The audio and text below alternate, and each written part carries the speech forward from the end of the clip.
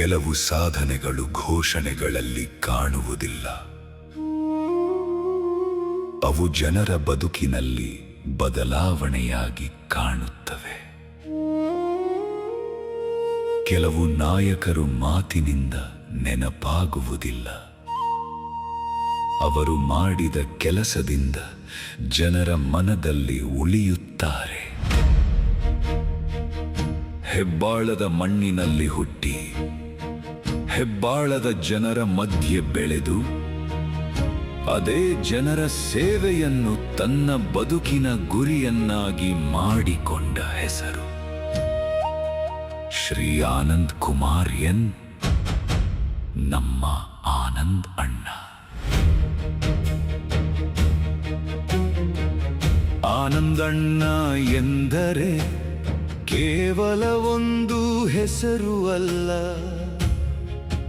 ಅದು ಹೆಬ್ಬಾಳದ ಜನರ ನಂಬಿಕೆ, ಕಾರ್ಯಕರ್ತರ ಧೈರ್ಯ, ಬಡವರ ಆಸರೆ ಮತ್ತು ಅಭಿವೃದ್ಧಿಯ ದಾರಿಯಲ್ಲಿ ದುಡಿಯುವ ಶಕ್ತಿ.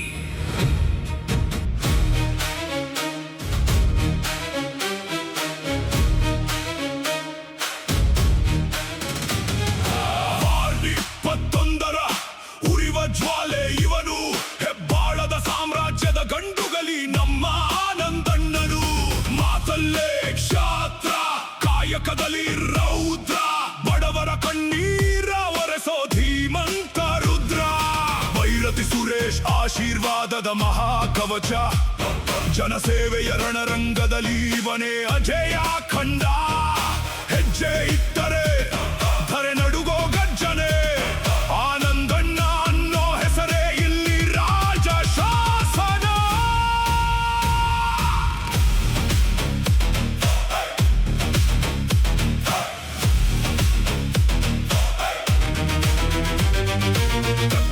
ಸಾಮ್ರಾಜ್ಯದಲ್ಲಿ ಸೂರ್ಯನ ಕಿಡಿಯಂತೆ ನೊಂದವರ ಬೆನ್ನಿಗೆ ನಿಲ್ಲೋ ಬೆಟ್ಟದಂತೆ. ಅಧಿಕಾರದ ಪೀಠದ ಹಂಗು ಇವರಿಗಿಲ್ಲ, ಜನರ ಹೃದಯ ಗೆದ್ದ ನಾಯಕ ಸೋಲೋದೇ ಇಲ್ಲ. ನಂಬಿದವರ ಕಾಯೋ ಕಾವಲುಗಾರ, ಸೇವೆಯ ಹಾದಿಯಲ್ಲಿ ಅಪ್ರತಿಮ ವೀರ. ಕೈಯಲ್ಲಿ ಅಧಿಕಾರ ಇರಲಿ ಇಲ್ಲದಿರಲಿ, ಇವರ ಕ್ರಾಂತಿಯ ಕಿಚ್ಚು ಎಂದು ಆರೋದಿಲ್ಲ ಇಲ್ಲಿ. ಅಣ್ಣನ ಎಂಟ್ರಿಗೆ ಭೂಮಿ ಕಂಪಿಸುತ್ತೆ, ಹೆಬ್ಬಾಳದ ಹಣೆ ಬರಹ ಬದಲಾಗುತ್ತೆ. ಜನರ ಆಶೀರ್ವಾದವೇ ಇವರ ಬ್ರಹ್ಮಾಸ್ತ್ರ, ಆನಂದಣ್ಣನ ನಡೆ ಇತಿಹಾಸದ ಮಹಾಪತ್ರ.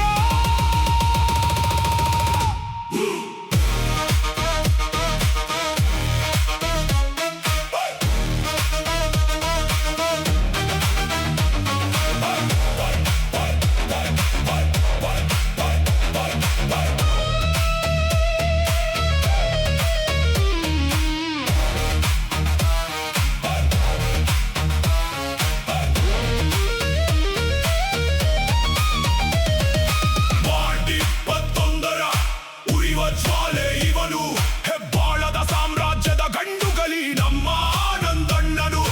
ಮಾತಲ್ಲೇ ಕ್ಷಾತ್ರ, ಕಾಯಕದಲ್ಲಿ ರೌದ್ರ, ಬಡವರ ಕಣ್ಣೀರ ಒರೆಸೋ ಧೀಮಂತ ರುದ್ರ. ಕೊಟ್ಟ ವಚನಕ್ಕೆ ಪ್ರಾಣ ಕೊಡುವ ಧೀರ, ರಾಜಕೀಯ ವ್ಯೂಹದಲ್ಲಿ ಚತುರ ರಣಧೀರ. ಮಾತು ತಪ್ಪದ ಮಡಿಕೊಡದ ಗುಣವಿವನಿಗೆ, ಇಡೀ ಹೆಬ್ಬಾಳವೇ ಸಾಕ್ಷಿ ಇವರ ಸೇವೆಗೆ. ಮನಸ್ಸುವರದು ವಜ್ರದ ಕೋಟೆ, ವಿರೋಧಿಗಳ ಎದೆ ಸೀಳೋ ಸಿಂಹದ ನಡಿಗೆ. ಭೈರತಿ ಸುರೇಶ್ ತೋರಿದ ಕ್ರಾಂತಿಯ ದಾರಿಯಲ್ಲಿ ಆನಂದಣ್ಣನ ಹೆಸರು ಸದಾ ಉತ್ತುಂಗದ ಶಿಖರದಲ್ಲಿ. ಆನಂದಣ್ಣ ಹೆಬ್ಬಾಳದ ಸಿಂಹ ಅಣ್ಣ, ಆನಂದಣ್ಣ ನಮ್ಮ ಹೆಮ್ಮೆಯ ಅಣ್ಣ. ಗದ್ದುಗೆಗಾಗಿ ಅಲ್ಲ ಈ ನಾಯಕನ ನಡೆ, ಜನರ ಉಸಿರಿಗಾಗಿ ಇವರ ಪ್ರತಿ ಹೆಜ್ಜೆಯ ಕೊಡುಗೆ. ಇಂದು ಹುಟ್ಟಿದ ಹಬ್ಬ ಬರೀ ಹಬ್ಬವಲ್ಲ, ಇದು ಹೆಬ್ಬ